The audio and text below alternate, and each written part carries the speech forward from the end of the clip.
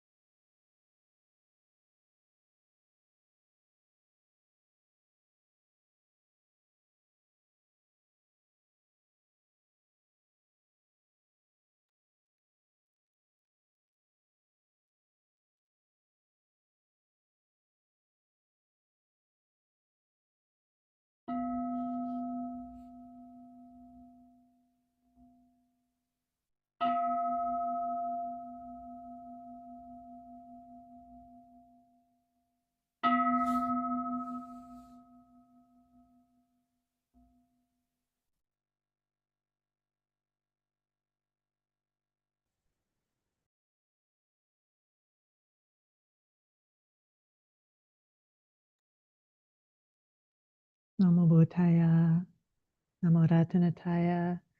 Good evening, everyone. Welcome to our Tuesday evening program. We're coming up on the new moon, halfway through the month of November now. And there's two meaningful things about the month of November for us here at Dhamma. One is we're following the journey of Sanghamitta Terry, the great Arahant Terry, who traveled from India to Sri Lanka with the Bodhi tree. And all month we've been traveling with her, checking in from time to time. With this new moon, actually tomorrow is the new moon, and then historically we hear that the day afterwards was the day when she left India, pulled away on the ship, and never returned in this lifetime, in that lifetime. So we can imagine her ready to depart with the Bodhi tree on the ship, taking the last look around India. And she'll be arriving in Sri Lanka with the Bodhi tree on the full moon in 2 weeks from now. So looking forward to Sanghamitta Day with her arrival. But Ayatollah was mentioning today, just sort of imagining what would it be like for her to be sitting or looking around for her last look at India before pulling away. And we can imagine that. We can also bring to mind the fact that she's an arhat. And then how does that change our perception of how that feels to be about to depart from your native land forever on this great mission? How is that for an arahant as opposed to just one of us? So it was just an interesting point of contemplation that Ayatollah mentioned today that I thought I would share with you on this almost new moon anniversary of Sanghamitta Terry's departure from India. The other thing that's important for us in November here at Dhamma is that we are continuing our observance of Death Awareness Month.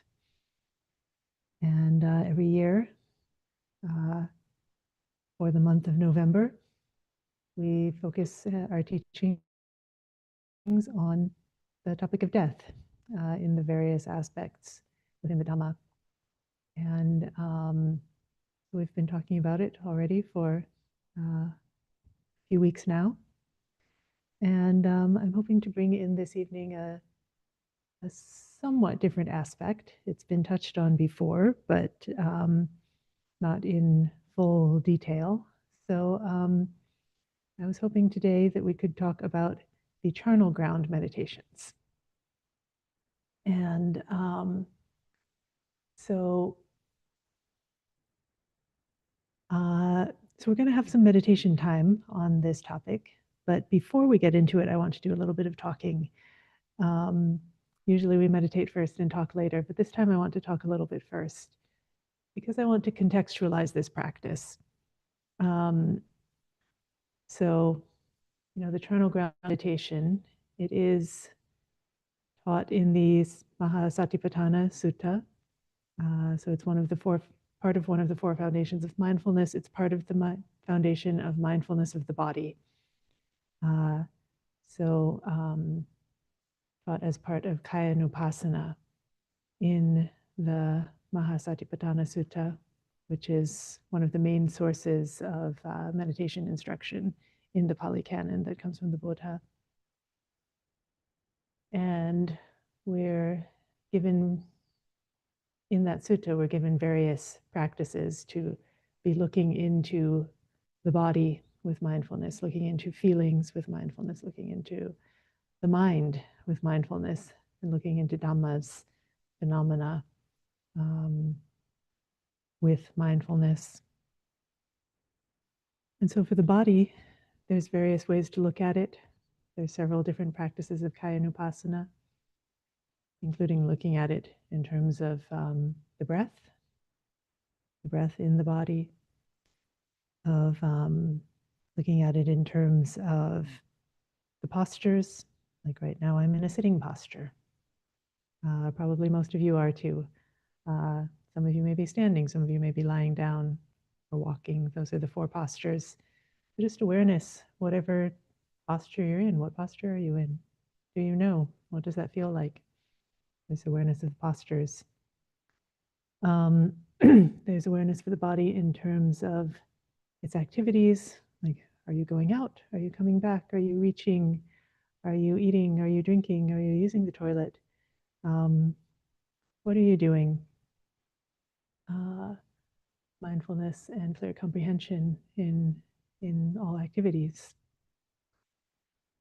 There's also mindfulness that sort of looks at breaking the body down into its parts. One way that's done is through the elements, looking at the earth element in the body, the water element, the fire element, the air element or wind element, and looking at the body having all the properties that it shares with earth and wind and fire and water. So breaking the body down in that way. There's also the practice of breaking down the body in terms of the 32 parts, the different parts of the body. This is often taught as one way of looking at the unattractiveness of the body.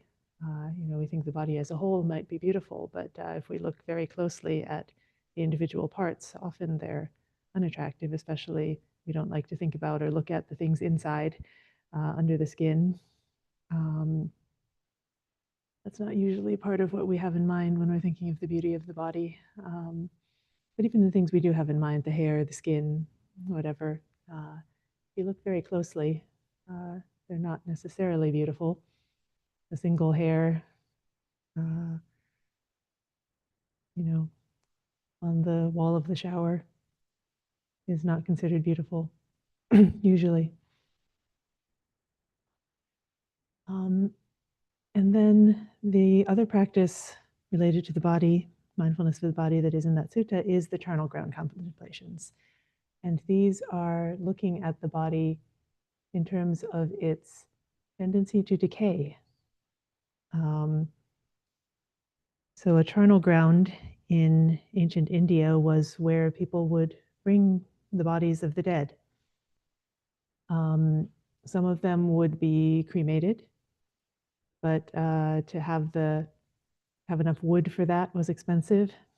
Not everyone could do it. It was sort of like the higher class people might be cremated, but a lot of people, the body would just be left out. There were places called charnel grounds where the body was just left out and allowed to decay in the open air, with the animals coming around and all of this. And so there were these places Or you could go and see the decay of the body going through all its stages. And so there's a meditation, reflection in the Satipatthana Sutta that asks us to at least imagine that, even if we're not actually there in the charnel ground ourselves, to imagine what that looks like. And so, so what is the purpose of this? One thing it's often used for is asubha. Again, developing a contemplation, a perception of the unattractiveness of the body, to break our sense of attachment with it. That we should not be, getting too much into lust and greed and hunger related to the body, but just sort of seeing, yes, we need to keep it going to do our practice, but really ultimately it's just going to break down in this way, and we can, in a way, we can relax about that. We don't have to worry so much about keeping it in great shape because we know that it's going to break down eventually. So just point is to kind of relax, I think, about the body. But because we do have such strong attachment to the body, because we do think it's beautiful, because we do lust after bodies, or enjoy lust and greed within our own bodies, we get attached to that. Then you need to have these sort of relatively strong practices in order to break that tendency. And they're often taught for that purpose of sort of breaking the tendency towards lust and desire and greed related to the body. But of course, they're also related to mindfulness of death, knowing that really it's going to come to all of us. And if our body does lie out in the open in that way, it will go through the same thing. It will decay in just the same way as they would have in the Charnel Ground in India 2,600 years ago. Our bodies have not changed so much. We try to sort of hide it. We try to embalm and make beautiful, and we lock the bodies up in coffins with the satin lining, and we put it in concrete vaults in the ground, and we have this image that's going to sort of stay beautiful somehow forever because it's made beautiful as it goes into the ground. But it's not really like that. Bodies decay anyway, even inside those coffins.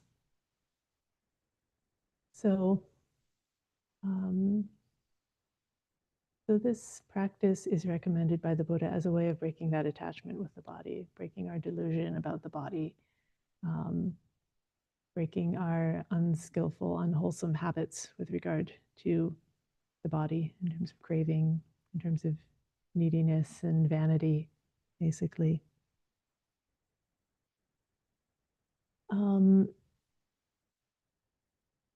So that's why it's a useful practice. But it's also a practice that you want to take some care with, basically. Even the Buddha himself, I think, had a sort of a miss with this. Probably someone will, I don't know, and some very faithful Buddhist might tell me, oh, this wasn't a miss, this was really how it had to be somehow. But there is this story that to me seems like maybe a failure in the Buddha's teaching during his lifetime, where he had taught asubha meditation on the unattractiveness of the body, to some of his disciples. And then he had gone off to do something else for a while. He had gone away, and they were continuing to practice, and they were so, they were doing it so strongly and getting into it so deeply that they were just sort of so horrified with their bodies that they actually, started taking their own lives. And so, when the Buddha came back and learned about this, then he was like, well, okay, let's not do that practice anymore. Let's do some mindfulness of breathing. That seems like a better practice. Let's stop with this asubha thing, right? Because, yeah, I think that was not a desirable result. That was not the wish, not the intention. They had sort of gotten something wrong about it and were relating to it wrongly and behaving in unskillful and harmful ways towards themselves and towards their community. So it wasn't the right practice for them at that time. They didn't have the right kind of guidance. They didn't have the right preparation and wisdom for it. And, for us too, I think we want to be careful with this practice. If anyone here is relatively new to meditation, if this is your first meditation class, then I might say actually, maybe don't try this one yet. Maybe when we start the meditation, just turn off the sound and just focus on your breath or focus on kindness or something like that, because I think this is a practice that we need to have the right context for, that we need to have the grounding in the wisdom teachings of the Buddha to know what is the point of this, what is it pointing at. It's not to make us horrified. It's not to make us so disgusted that we think we can't go on with our lives. It's just to sort of remove this haze of delusion that we have with regard to the body, that it's not going to be like that, that somehow our bodies are going to last, and so forth. But not to go to the other extreme either, that it's sort of intolerable or, too depressing or too dark in some way.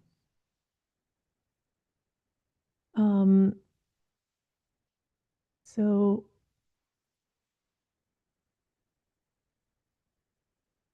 yeah.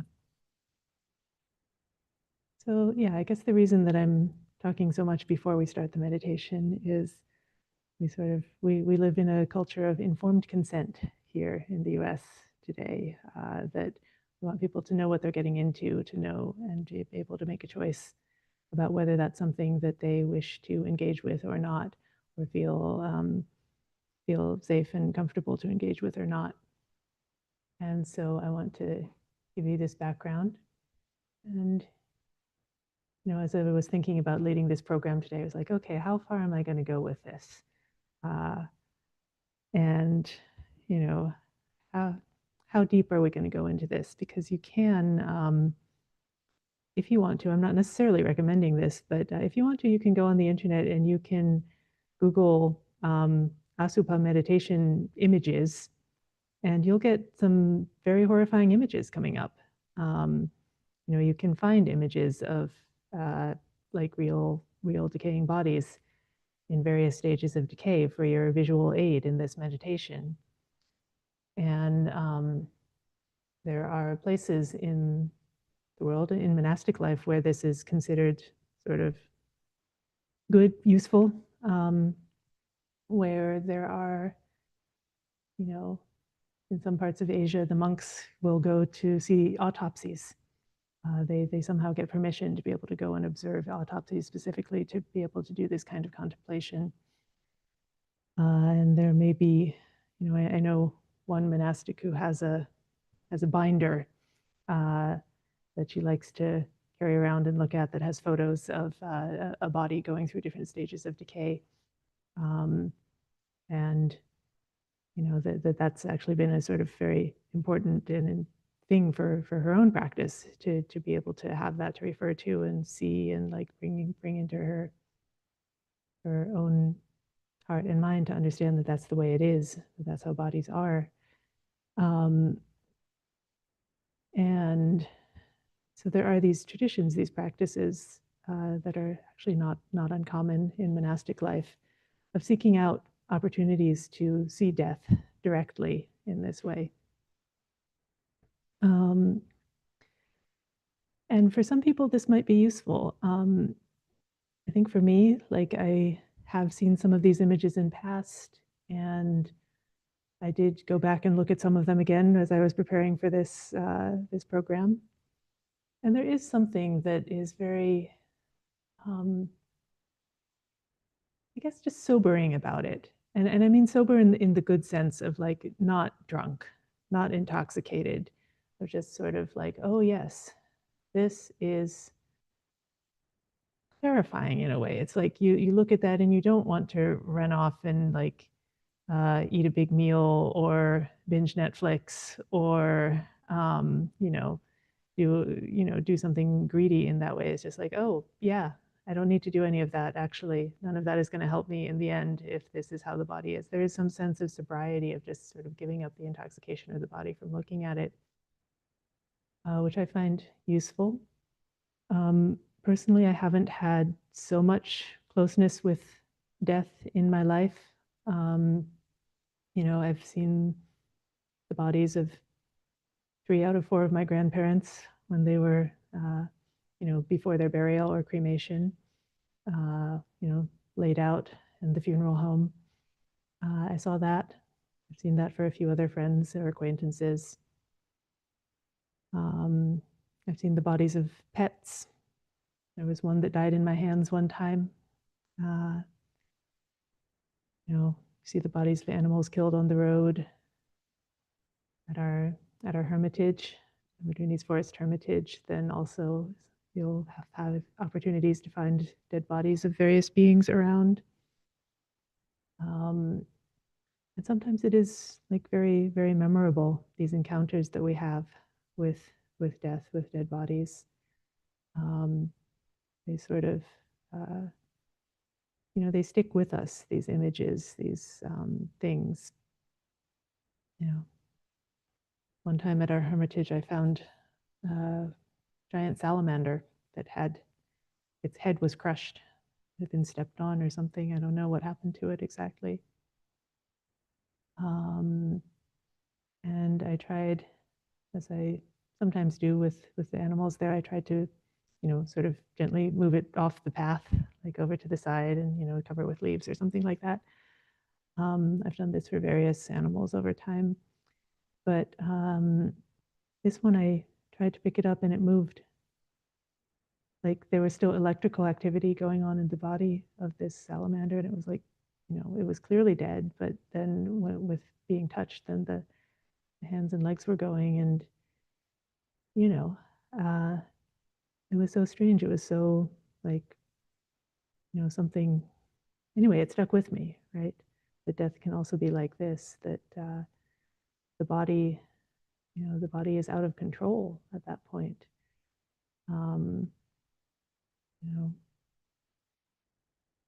Something like that, right? Just these very strong things that we can see, that we can understand in some way and remember. Also various films and things I've seen over time. I've been, before monastic life, been to a few horror films in my life. I don't really like horror that much, but I've seen some. And there's scenes there of bodies being pulled apart and war movies, true crime, these kinds of things, right? There are things in our culture that allow us to see and have these encounters, even if we don't have ways to do it, like going to the Charnel Ground. There's something in the culture that wants us to have at least the opportunity to see these things and contemplate these things, not necessarily in a skillful and wholesome way, but it's something that people are interested in, right? There's corners of the internet where people go and they seek out gore in the same way that they can go and seek out porn. Pictures of these things. So I'm not advocating for that. I don't recommend that at all, actually. What we would want to do in this Charnel Ground meditation is not the same thing as watching a horror film or a true crime show or a war documentary or seeking out gore content online. That's one way of engaging with it, which is just sort of for the shock and not more than that. I think it's also not the same as what health professionals or morticians or forensic pathologists do. There are these professional ways of engaging with death. There are people who see death a lot. Nurses see death a lot. Law enforcement sees death. Soldiers see death, right? And then there gets to be a different relationship to that. Sometimes that relationship can be one of desensitization, of just sort of getting used to it and maybe not caring so much anymore. I'm not saying all people who engage with death regularly are like this, but that's one direction that it can go, is towards desensitization. And I think that's not the purpose either. Like, this kind of meditation is meant to be shocking, actually, but the shock is not the point in itself. The shock is meant to point us to a truth that we've been missing, to bring us out of our intoxication with the body into living in a way that's more closely aligned with reality. So there is supposed to be some degree of shock, not desensitization. But not only that, it's meant to point us towards something real. And living with that clarity and understanding, it's actually really, it feels good. There's a certain integrity to it. To whatever extent I've been able to have some experience of that, it has felt good to just have that kind of clarity about it. So anyway, these are some initial thoughts. Again, if anybody feels like they're not ready for this, then please feel free to not engage in this. I would encourage. But I know it also, different people have different degrees of familiarity with this kind of thing. And for some people, just reading through what's in the text there, which is what I'm going to do during our meditation, the text from the Satipatthana Sutta, might not be shocking at all. Might be too tame, too mild, and not really have the right effect. For somebody else, it might be too much. So, know yourself, know what's good for you or not. I'm not going to be putting graphic images on the screen. You can, if you feel that would be beneficial for your practice, then that's up to you to seek out or not. I'm just going to lead us through this verbal meditation for our consideration. And yeah, I guess that's just all I want to say, is know yourself, know your own limits.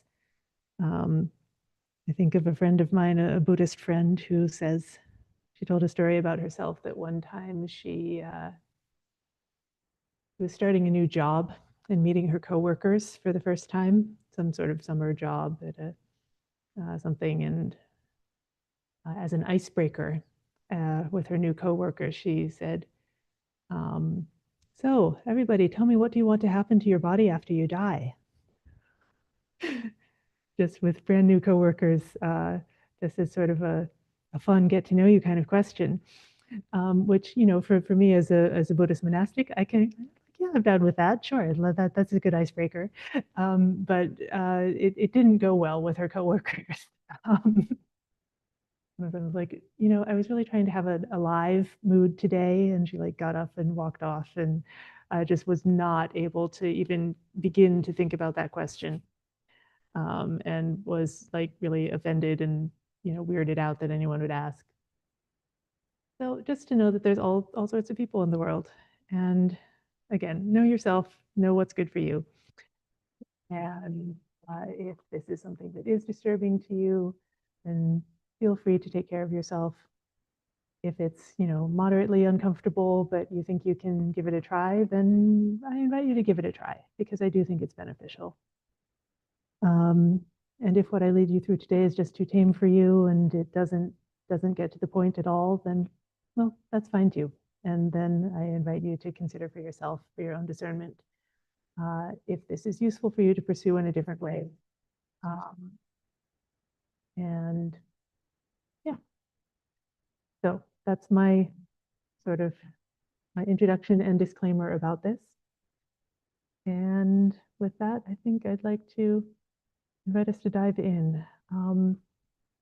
Just before we start, are there any quick questions or comments? We will have more time for discussion afterwards, but just wanted to give a chance in case.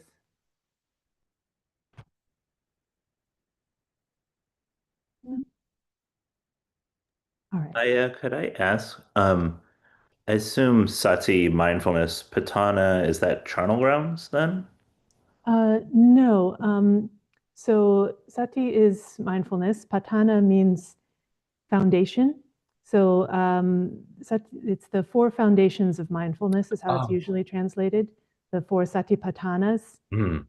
And one of the satipathanas is kayanupasana, that is mindfulness of the body. And then under the heading of kayanupasana, there's these various meditations, and the charnel ground meditations is one of those. So, yeah. That makes sense. Thank you. Mhm. All right. Well, with that, I'm going to invite you into meditation. So you can settle in. We'll start by just basic mindfulness of this body in the sitting posture. Establishing ourselves here and now.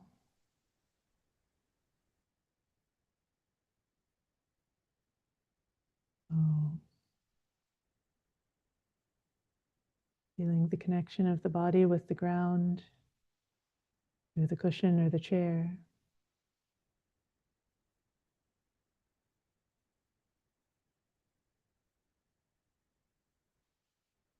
Bringing the back upright.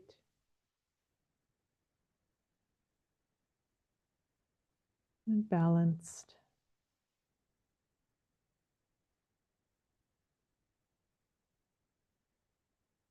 Sitting in a dignified way. Steady, at ease.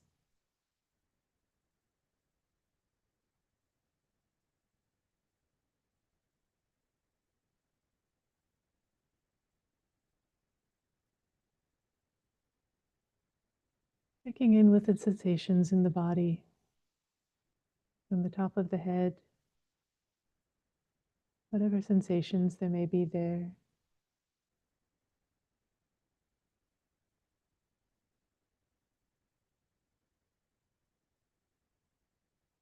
To the face.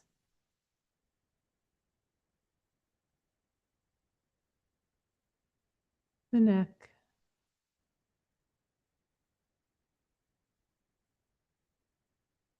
The shoulders.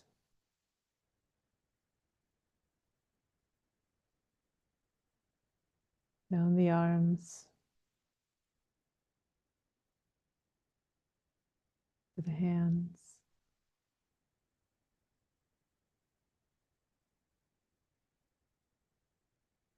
The chest and upper back.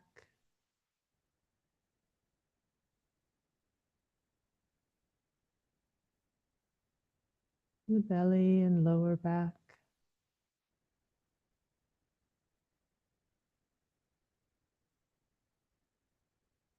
The seat, connecting with the ground, the earth.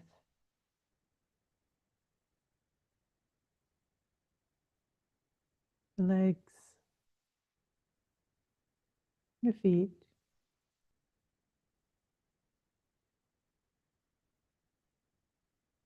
And just bringing mindfulness to this whole body, seated here, knowing it as it is at this moment.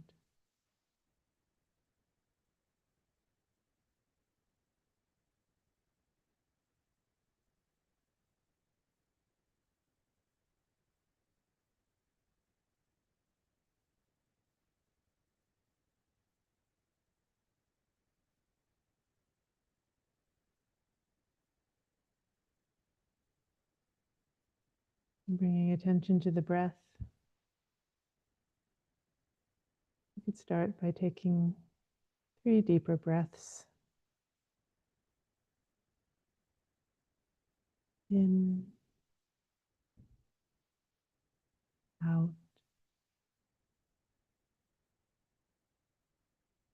many times.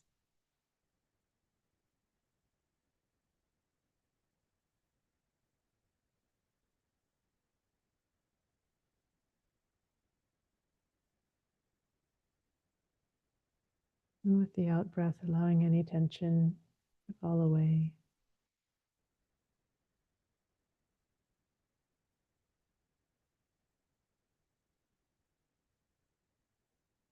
And just letting the breath be natural. Knowing as it goes in, knowing as it goes out.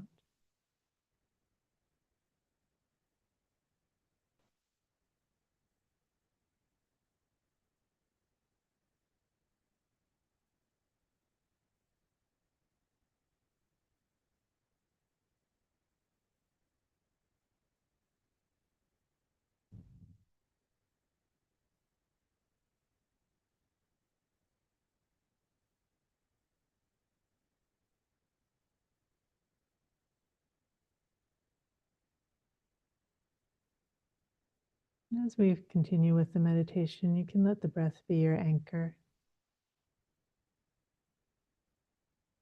Let it be a place to come back to if you get lost.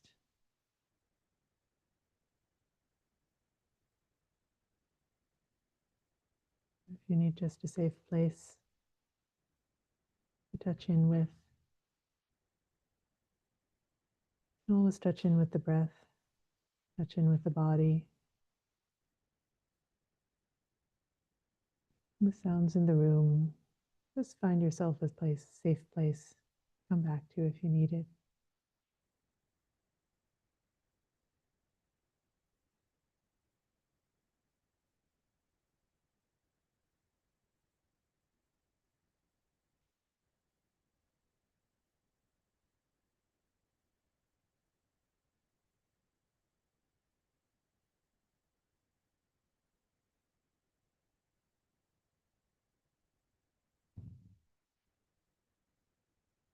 Now I invite you to imagine that you've gone to the charnel ground.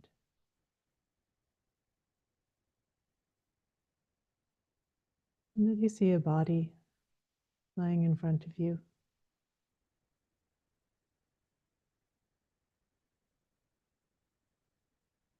Been dead for 1, 2, or 3 days. It's become bloated, livid, festering.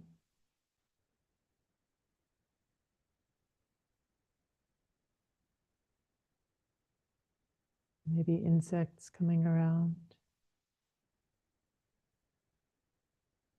maggots.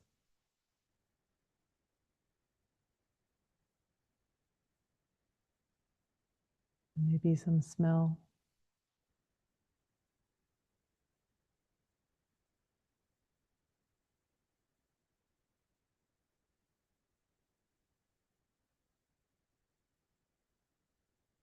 See if you can bring to mind the image of this dead body. Only 3 days dead and beginning to change.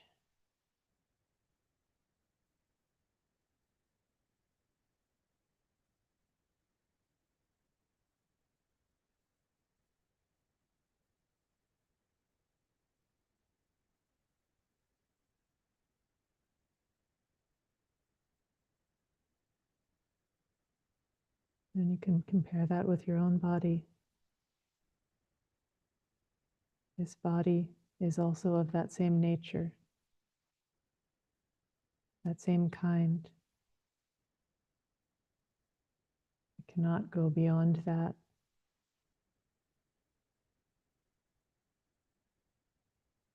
This body was left out in the charnel ground. It too would become bloated, livid, festering with maggots.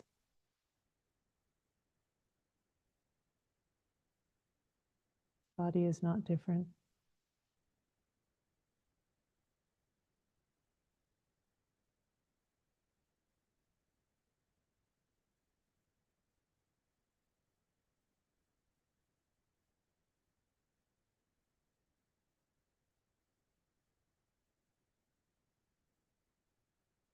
So you can meditate observing this aspect of the body internally, in your own body.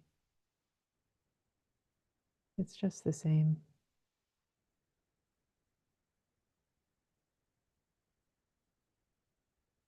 Externally in the other body, this is how bodies are. They rot when they're left out.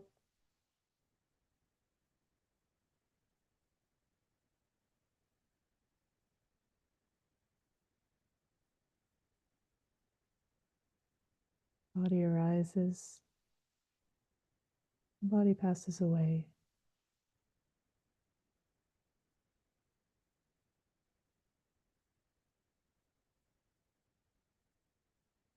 And observe it arising, observe it passing away.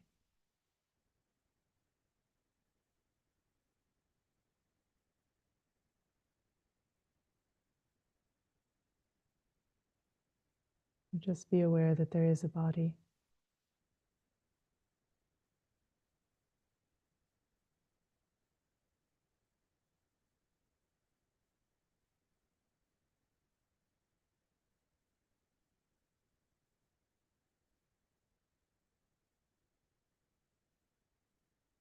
This is a way to meditate independent,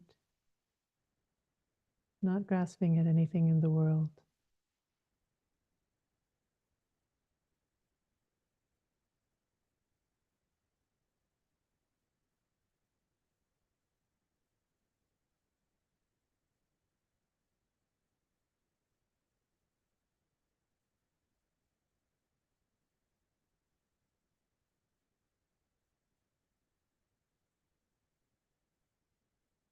The second contemplation. Suppose you were to see that corpse, that body, discarded in a charnel ground, being devoured by crows, hawks, vultures, herons, hounds, tigers, leopards, jackals, and many kinds of little creatures.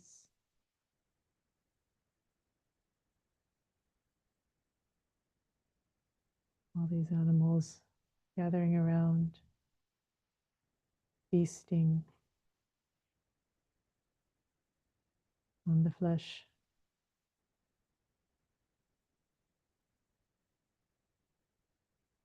Tearing it apart.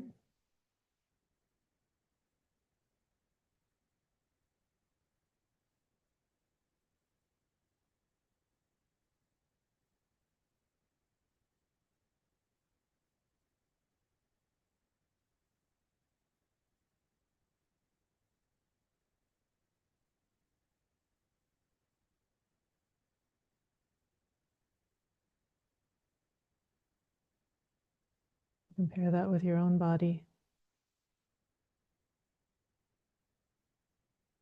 This body is also of that same nature, that same kind. You cannot go beyond that.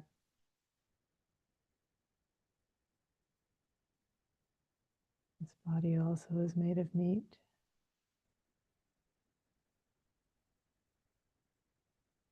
This body also can be food.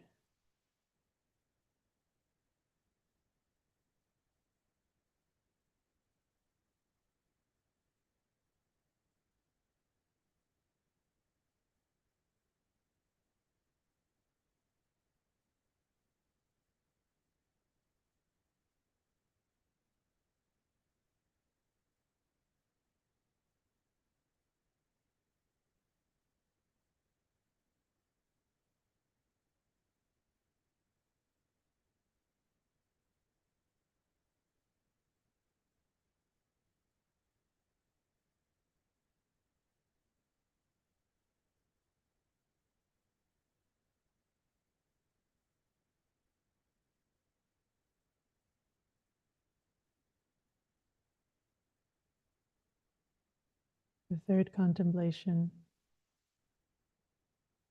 after the animals have had their fill, You'd see a corpse discarded in a charnel ground, the skeleton with flesh and blood held together by sinews.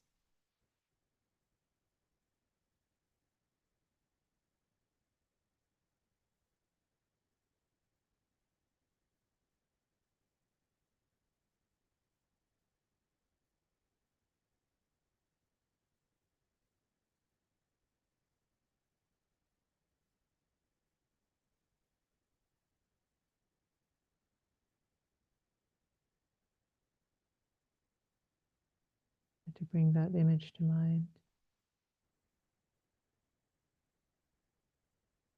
and observe that your own body also is like that, of the same nature, same kind. It too, if treated the same way, would be a skeleton with flesh and blood held together with sinews.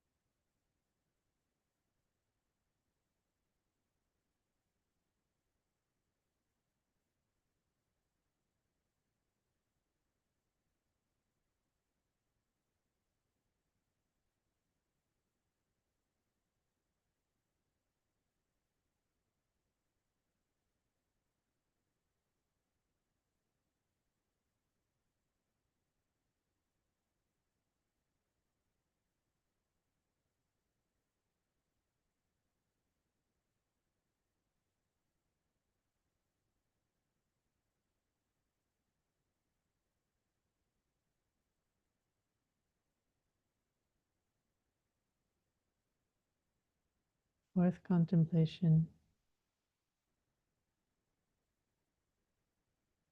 skeleton with flesh, without flesh, a skeleton without flesh, but smeared with blood and held together with sinews.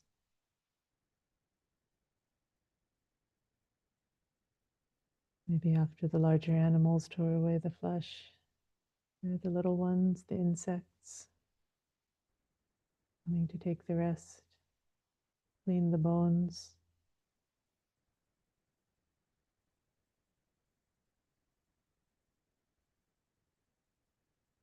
No flesh left, only blood.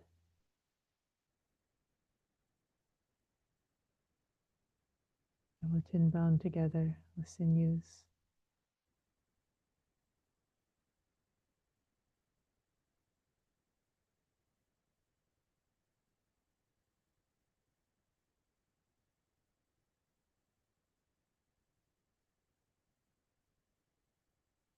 And know that your own body as well is just like that.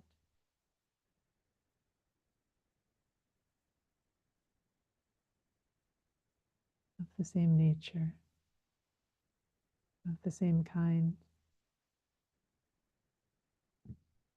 You can't go beyond that.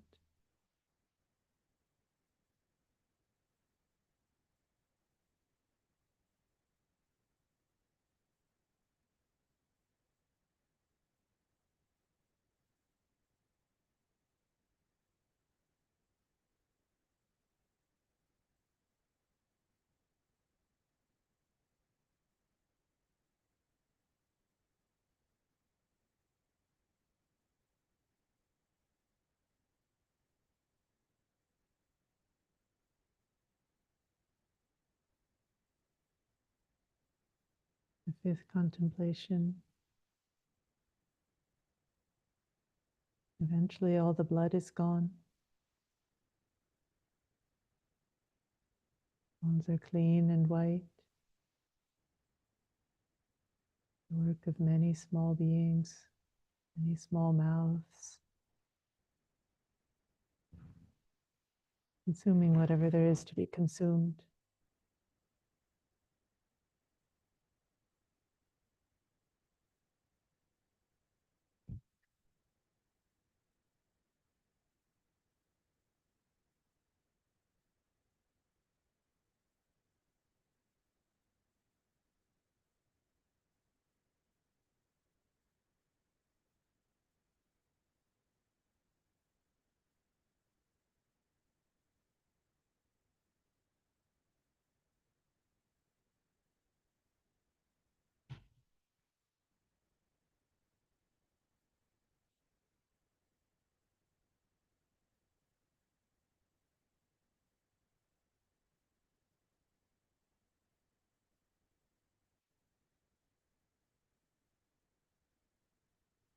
The sixth contemplation, the sinews break down, the bones rid of sinews, scattered in every direction. Here a hand bone, there a foot bone, here an ankle bone, there a shin bone, here a thigh bone, there a hip bone, here a rib bone, there a backbone, here an arm bone, there a neck bone, here a jaw bone, there a tooth, and here the skull.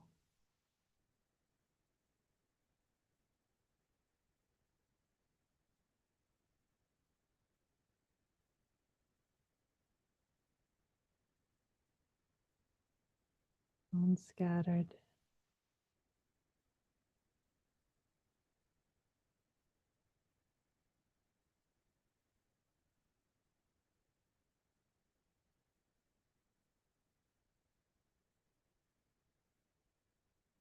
Knowing again, my body is of the same nature, of the same kind. You cannot go beyond that.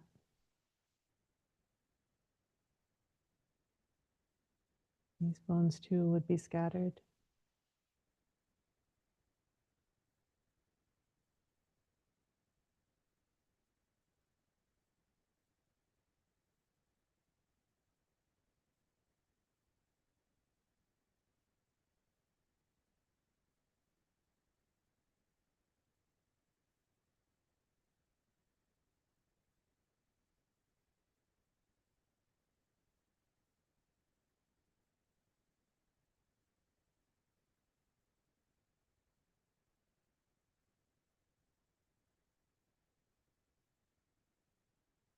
Seventh contemplation,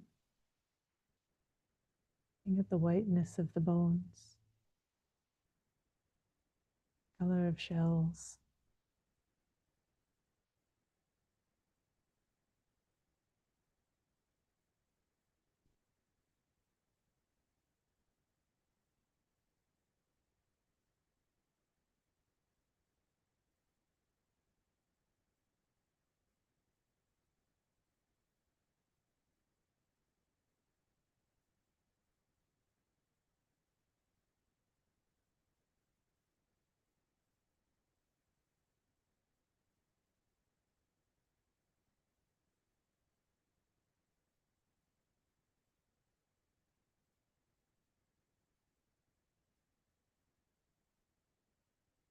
The eighth contemplation,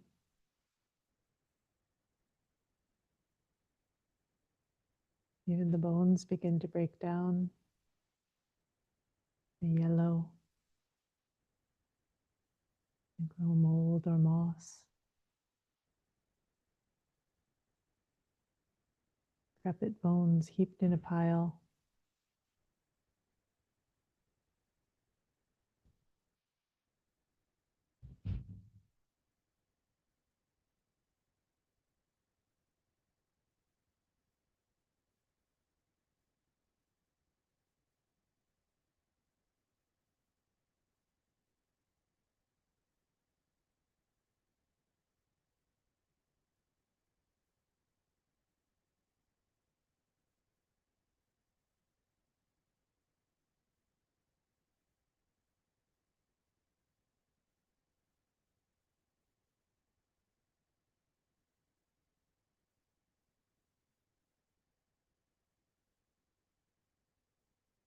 The ninth contemplation,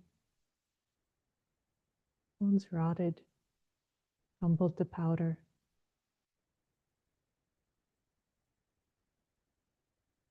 Just dust. Go back to the earth, swept away by the wind.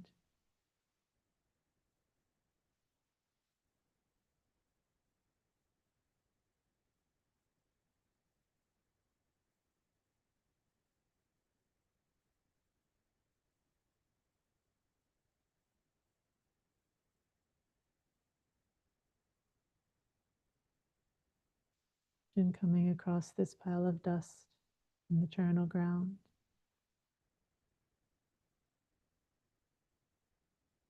And compare it with your own body.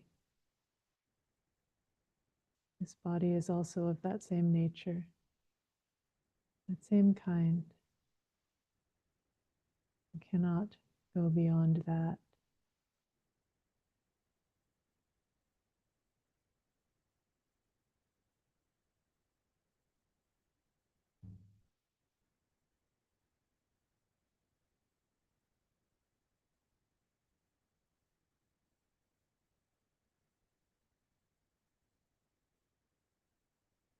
You can meditate observing this internally.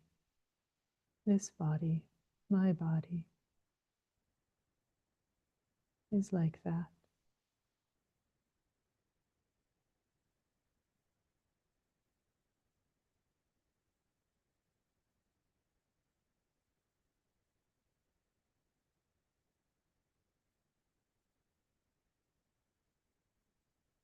Meditate observing this externally. Others' bodies also will decay just the same way if they're left in the open.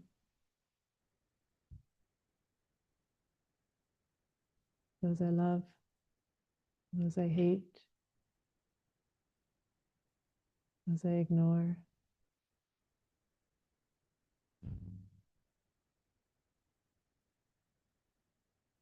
All these bodies are of the same nature, the same kind. Not go beyond this.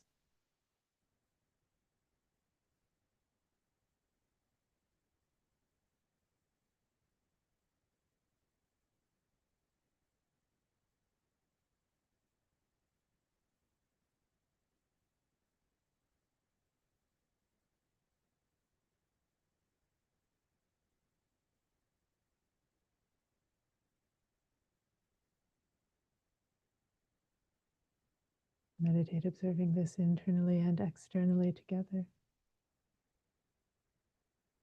It's both my bodies, my body, others' bodies.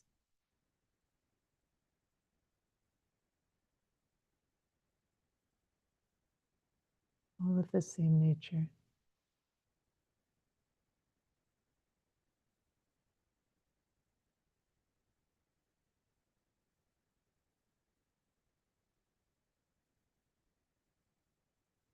Observe the body as it arises. Conception, the birth, growing up, growing old,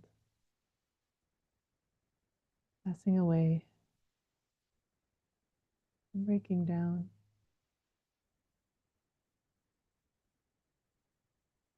Body arises, the body passes away.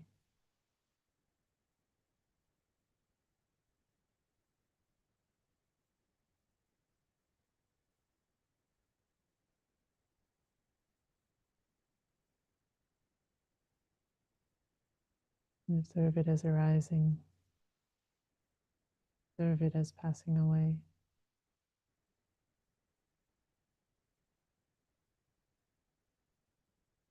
Observe it as both.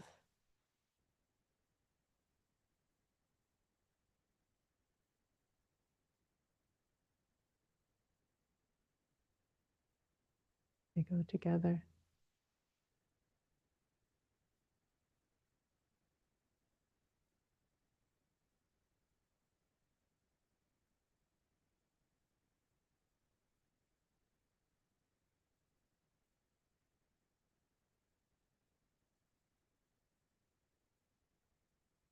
Or just establish mindfulness that the body exists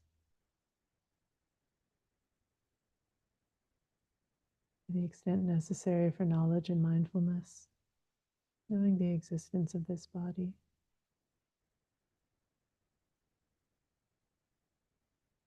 And meditate independent, not grasping at anything in the world.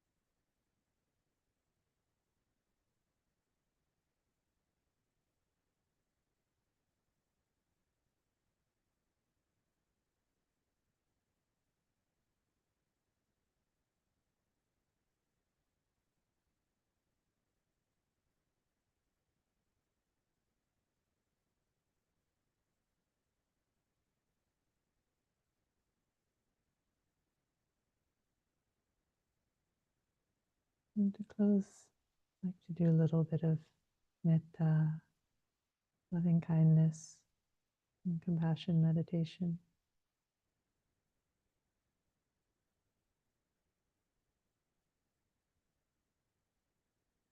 Knowing all beings are subject to this same fate, the same nature.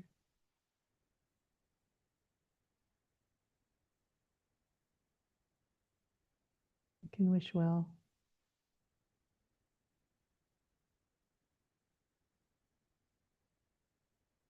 Wish well to ourselves to begin with.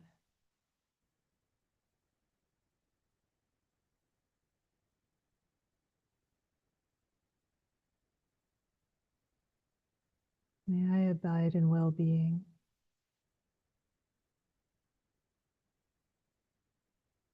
in freedom from affliction, in freedom from hostility,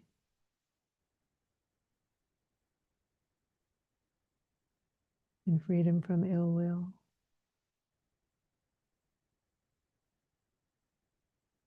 in freedom from anxiety.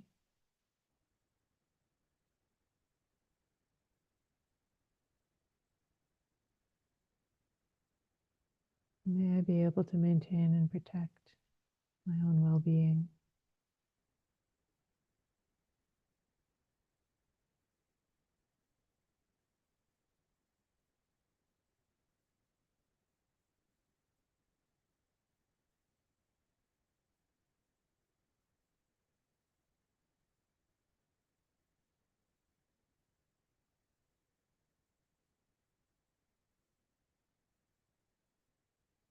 May everyone abide in well-being.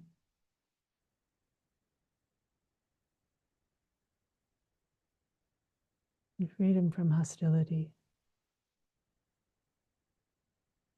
And freedom from ill will.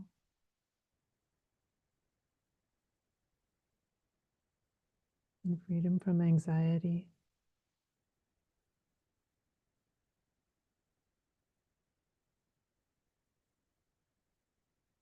May they maintain well-being in themselves.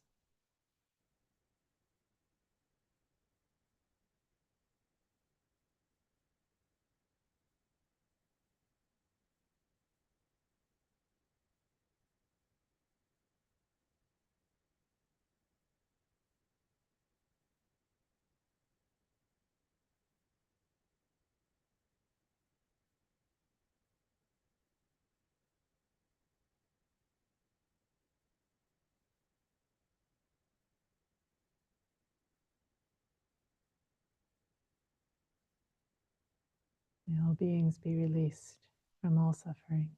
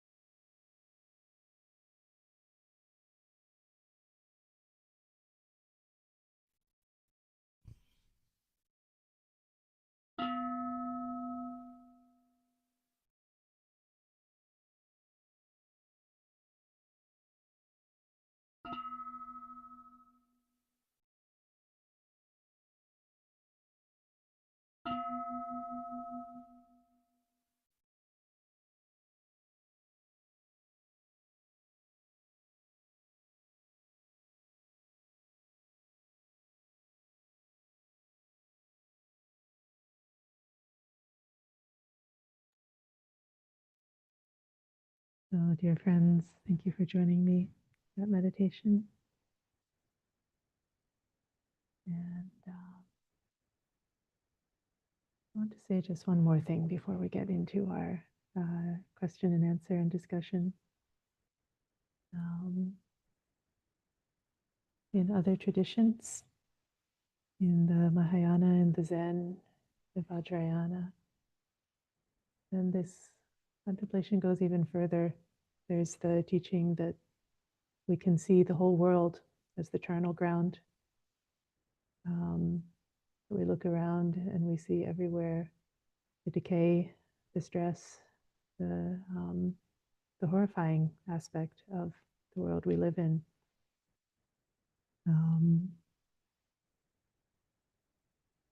There's whole teachings, whole trainings in seeing the world in that way, with the idea of being able to be free of attachment, basically. Be doing this contemplation with all sorts of situations in our daily lives, whatever is painful, whatever is unpleasant, that's the charnel ground there. And the same kind of freedom that we can experience with this contemplation of the literal charnel ground of the dead bodies. And also we can experience that freedom when contemplating the painful aspects of our lives, of our situations, wherever we may find them. In those same traditions, often there is also an alternative training of seeing everything as part of the Pure Land. That everything in your life is perfect just the way it is. So seeing the beautiful aspect of everything, seeing everything as part of the Pure Land. And so these are two different views of the world that can be trained, that have different sort of, they're different externally, but I think both of them are pointing at a kind of just stepping back from our getting caught up too much in the world, and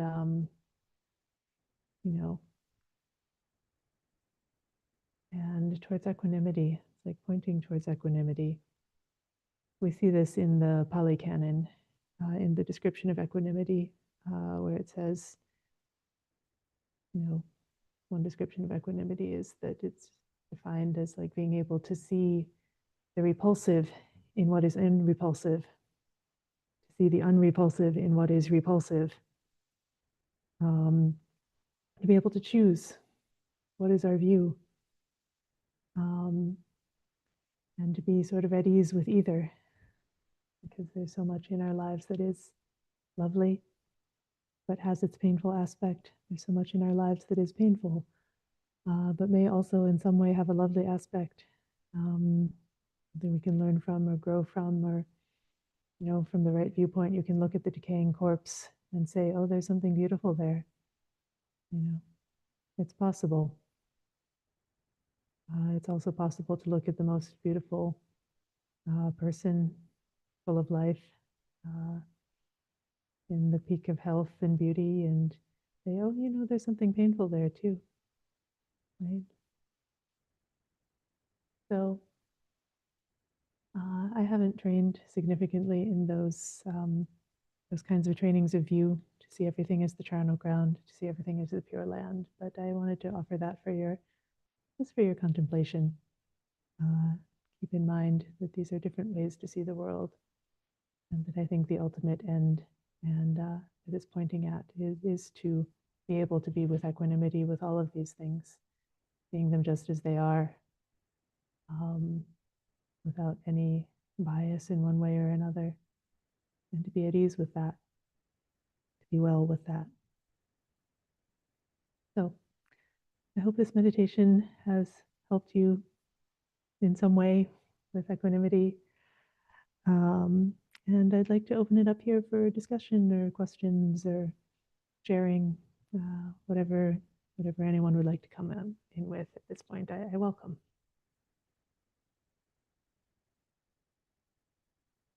Daniel, yes. Thank you for the meditation. I really appreciate it. And sometimes I find with the Dhamma, you hear the same thing over and over and over again, but like the 100th or maybe 1,000th time you hear it, it clicks that time, and it's not something new per se, but your understanding is. And when you talked about arising and cessation being the same thing, I've certainly heard that, but that really clicked in a way where it was sort of like, oh, right, we have this really strict division in our head of like the arising of the body and then its cessation's the charnel ground, but how really it's the same movement, it's the same impermanence, you know, like that's happening now. And I really, I don't know, it clicked in a way that it hadn't before. Great, thank you. Yeah, glad to hear that. Thank you for sharing that. Any other comments?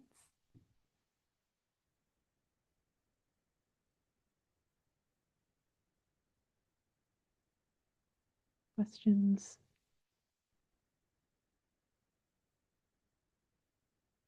Anything else you'd like to share? How was this for you? Do this meditation?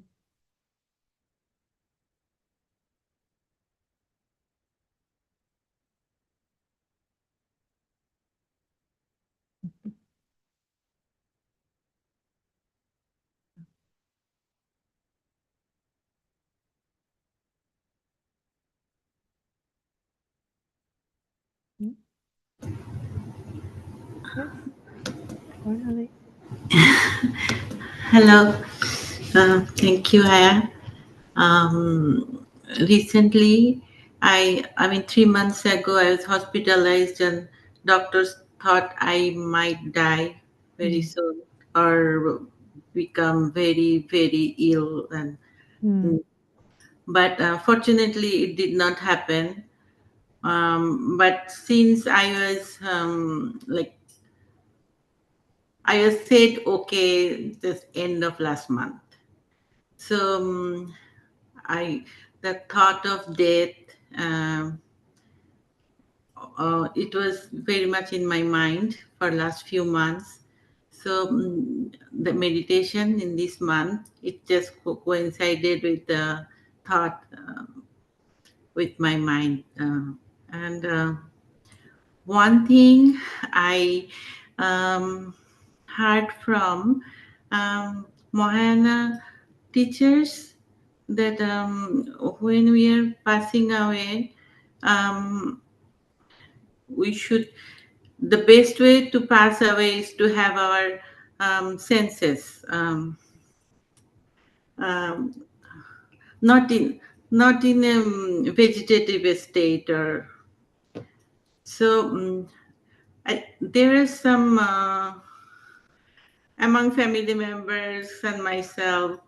I mean, I did not want to be resuscitated or any of those things, because I felt I have completed my duty, and now it is for myself, what is best for myself. And if you could you could give us some ideas or Mhm. talk something about it. Great. Well, thank you for asking, and I'm glad you're well now, or somewhat better. Um, and but yes, what a in a way a wonderful experience, because of being able to then consider these things and ask these questions, which I think are really important, and I'm glad you're asking them. I don't want to set myself as too much of an expert on what is the proper practice at the time of death, but I can say a little bit about what I've heard from others about this, and if it's helpful, good, and if you know better something else, then that's also good. I don't feel like I'm really expert on it, but yeah, what I have heard in the Buddhist context is that it is considered better to have clarity of mind at that time, to be able to really like make use of that, to be able to bring your practice into that and observe what's going on at that time of the big transition out of the body. And so then there's these practical questions that come up about painkillers and things at the end of life, and how much medication to accept, and things like this. And I don't think there's one right answer about that, because it's also, being in terrible pain is also doesn't add to mental clarity, right? But to find some sort of balance with the idea that mental clarity at this time is very useful. It's a very strong time for practice, for the ability to see something about the Dhamma that, I know you, Varnali, I know you've been practicing a long time, and I know you've heard a lot of Dhamma talks, and these things, whether, I don't know to what extent, I don't know everything about your practice. I don't know to what extent you've already realized something in the Dhamma, but the time of death is a time when those things can come back. They can come back into mind, and they can become clear in a way that maybe they hadn't before. So it's a really good time to just be with the Dhamma, contemplate what you know about this, and there's a number of suttas where the Buddha or one of his disciples is speaking to somebody who's on the verge of passing away. And I maybe we'd like to look at those this month. Maybe that's our next sutta study, is to look at advice given, which is different depending on the different person. Some of them are like, they're concerned about their family or something like that. And Buddha tells them, okay, well, he gives them advice about how to deal with their concern about their family. Basically, there's nothing you can do at this point. You've done what you can, and so no use really in being concerned about the family. He says it more, better than that, but or that's one thing, or being in pain is another thing, or being afraid is another thing. But yeah, being in pain, being afraid, these are things that, again, we can learn to see clearly, and we can learn to let go of. We can remember, especially at the time of death, they recommend remembering the good you've done in your life, focusing on that, bringing that to mind, knowing your own goodness, being confident in that, and knowing how much effort you've put into your practice, feeling the strength and confidence of that.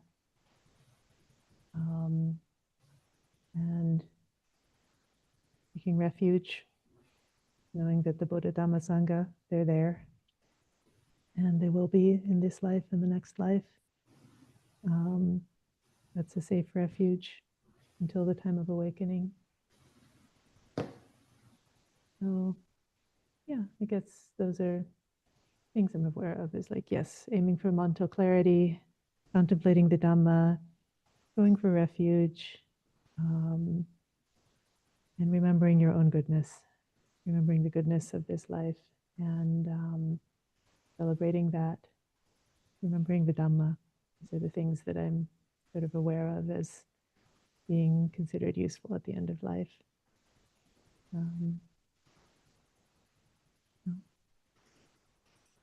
So just a few thoughts. I don't know. I see a hand from Richard.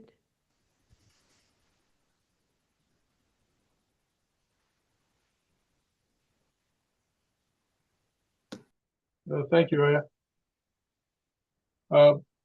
The Buddha had a lay disciple. His name, I believe, was Mahanama. And he would go and visit the Buddha often and listen to discourses. And he had attained to Sotapan, usually translated stream entry, but I prefer hearing entry. But one time when he went for one of these talks to the Buddha, he asked the Buddha a question. He says, Lord, he says, when I come and hear your talks, I'm very inspired. But sometimes when I'm leaving on the way home, a dangerous animal or something will cross my path or something like that, and will cause my mind to go into a state of fright. And I was wondering what would happen to me if I was killed suddenly at that point by that dangerous animal or whatever, whatever was causing his mind. In other words, he's not just being peaceful and inspired and thinking about Dhamma. So, but Buddha said to him, because you are a Sotapan, your death will not be a bad one. He doesn't mean the type of death. He means the result, what will happen right after death. So the Sotapan will basically go into the heavens at some level, depending on how advanced they are. So he was just saying, said, don't worry, Mahanama, your death will not be a bad one. Your death will not be a bad one. So in the same way, death can be very difficult and distracting and confusing and everything like that. It's just the nature of it, unless you're an extremely advanced meditator or a higher level noble disciple, who's master jhana or something like that, or an arahant. But for most people, it's going to be, somewhat confusing depending how quick it is. I mean, sometimes maybe you have a car accident or something, just like that. You don't have time. You don't have a lot of time to be confused. But if it's some kind of illness or something, and it's slowly wearing you out, you might have that kind of reaction. But it's important just to understand that, as Buddha says, according to your chitta, your state of mind, you will go to wherever you're supposed to go. And it doesn't mean state of mind right at that time. It means the predominant state of mind. So if you have a tendency to want to achieve, nibbana, if you have a tendency to, like the Buddha, the Dharma, and the Sangha, like that, if that's your predominant tendency in your mind, you're going to go in some direction that's conducive to that. So it's nothing to be too worried about or too concerned about. So anyways, that's all I wanted to say about that. The other thing was you were giving the example of the body deteriorating and eventually the bones just become dust and kind of blow away in the wind. Well, there's also a description of attainment of nibbana, where a lot of times it's just, the palm tree has been cut off the stump, so the stump cannot grow again. Some trees you can cut off the stump, but they might grow again. But a palm tree is a certain type of tree, and it won't, if you cut it off, it won't grow again.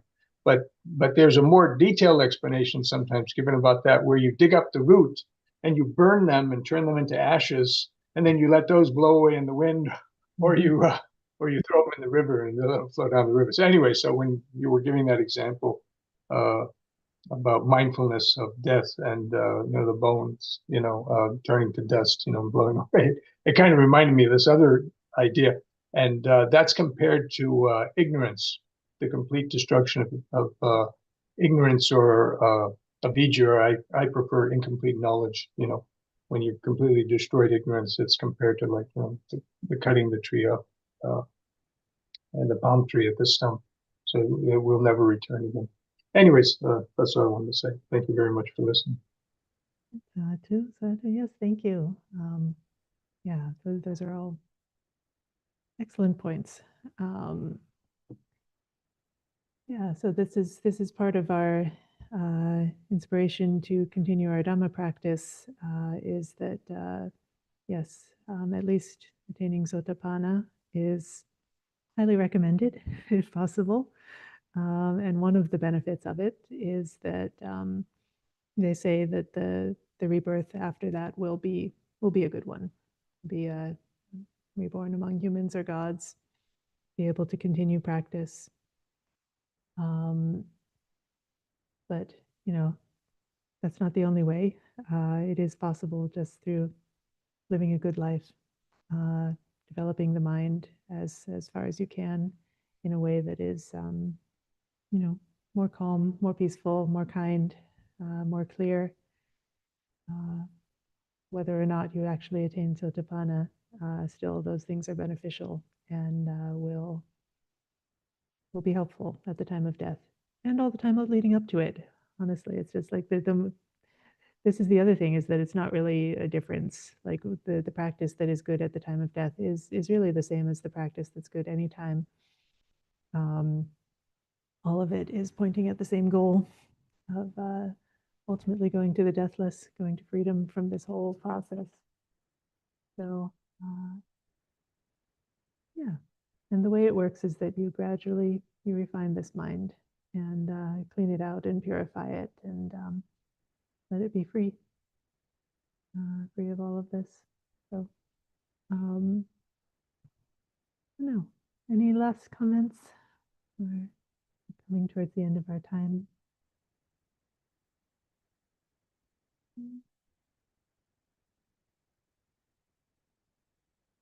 All right. Well, thank you everyone for joining, and we can close by paying our respects to the Buddha, Dhamma, and Sangha.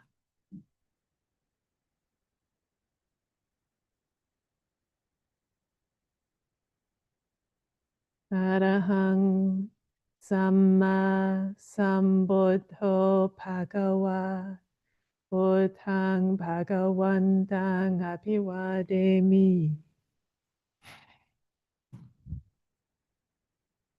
Swakato Bhagavata Dhammo Dhammang Namasami. Supatipanno Bhagavato Sawaka Sangho Sanghang Namami.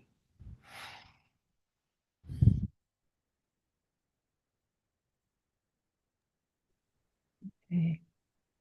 So thank you everyone for your patient listening. We do still have a couple weeks left to go with Death Awareness Month, and we'd like to, I think I invited at the beginning of Death Awareness Month, but we haven't actually received any yet. We'd like to invite if anyone would like to send in photos of their departed loved ones. We'd like to add those to our altar here. And I think actually next week will be Ayasobhana will be joining us, and she's going to be leading a program on gratitude for our departed ones, sort of bringing together Thanksgiving and Death Awareness Month. So if anyone would like to share some photos with us, we'd be happy to incorporate those into our practice and into our funeral chanting that we're doing throughout the month here, all of this. So anyway, just open invitation to do that. Email us or, find us somehow, send them, and we'll be happy to remember them together. So with that, wish you a good night. Sadhu, sadhu, sadhu.